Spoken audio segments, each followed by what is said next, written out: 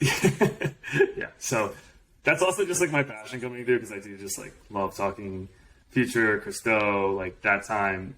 But let's talk about now and the future because I think like that set you up to where you're currently at. So I think of you as like a very entrepreneurial person from the conversations we've had in the past. And I'd love to just talk about like what was the process when you said, I want to venture on my own. I really feel like I have the confidence to start something. So can you talk about like how you came up with Marks and Maker and like how you grew the business the first year? Like I'd love to hear about the struggles that first year, like and like kind of the emotional roller coaster that you were probably going through. Oh yeah, this is a great question because I got laid off and they had dissolved the creative department that we had. I mean, there was tons of people and they were doing restructuring the business. And so our department got restructured and dissolved. And so I secretly for years had wanted to go off on my own. And I was like, I got to do this. I got to do this. And I was too chicken to just quit and do it because I was getting paid really well. Was working on massive projects that had huge budgets. So it's like you can design something that you're actually going to see out in the world. That's pretty exciting. And there were amazing people there. So it was really hard to leave all of that to then go start my own thing where I don't know how I would make this work. So when I did get laid off, it was a mix of total excitement and also complete terror because I didn't know how to keep it sustainable. Like, how do you get a business to be at a sustainable place where you're getting leads in, you're getting projects in on a consistent basis? And I had freelance clients at that point, but not enough to replace my full-time income. So when I got laid off, I'm like, okay, I'm going to make this happen. I'm going to do it. And I got a freelance gig at an agency that my friend worked at for a month just to like, okay, well, I just got this gig. And let me see how this goes. And then I thought to myself, okay, or is this what you're going to do for the rest of your life? Just go hop from agency to agency, gig to gig, project to project. Like, is this the type of life that you want?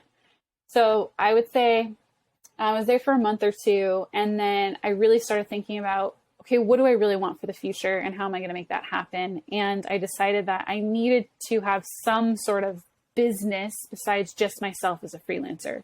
So that's where I came up with Marks and Maker, which I had struggled with, like, do I have it my name? Do I call it another name? What name is it going to be? People are going to mix it up with Maker's Mark and they're not going to remember what it is, which it has happened. And you know what? It's fine. And it didn't ruin my business.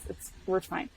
And because I know that's a hang up for a lot of people of like, but I don't know what to call it. And it's like, just slap a name on it and get to work. Like, just start. And so I had decided I'm going to focus on getting brand identity clients. That's my goal. I'll take other stuff to pay the bills, but that's my goal and that's what I'm going to put out into the world. And so it took me probably so I got laid off in July of 2015 and it took me until about April of 2016 to get Marks and Maker site up, to get case studies up, to present myself as, hey world, this is what I'm doing. In the meantime, I had little projects coming in. Like I was doing dental marketing. I was doing like setting up projects for print for some print shops. So I had stuff coming in at that point, but it was definitely not going to sustain me over the long haul.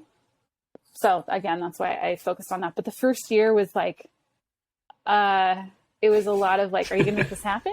Or are you going to go back to a full-time job? Because you got to decide right now where you're going to put your energy. And I'm like, no, I got to make this work. I've been wanting to do this for years. This is my chance. Love it. So I did. I mean, that motivation, there's nothing, I mean, the layoff, you know, obviously you made silver lining. You literally were able to start your own company. So it kind of forced like a little bit of a forced behavior to get there. But that's awesome. How good did it feel to get that first paycheck, like out on your own, like that you earned and you built and like you're able to get, like, did you do anything that's fun to celebrate that? No, I feel like I was just like, okay, you got this, keep going. Like you got paid, you put food on the table. Yeah, you're just an entrepreneur in your DNA. Yeah, and I wasn't really concentrated on like, oh, look at this is the first dollar that I've made. It was like, oh, good. You've proved that you can survive a month outside of a full-time job. Congratulations. Like, keep it up. It's so funny. So, yeah, just so motivated too that no time to put the 20 in the little glass case behind the cash register, just like on to the next client, right? Yeah. Yeah.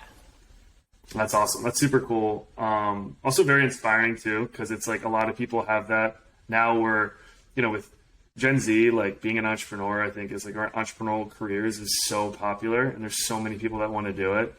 I think it's like other people struggle with making the jump, but like that generation is just like wired to do it.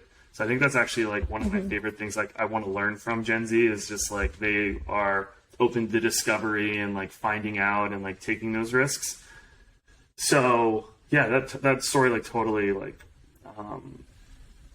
it's very relatable in a lot of ways of just like even it's just like we just took it to switching a job, but totally investing in yourself I think is always something that I would love to do as well. Thank you for listening to today's episode of Design Huddle. The opinions expressed are solely our own and do not express the views or opinions of our employer.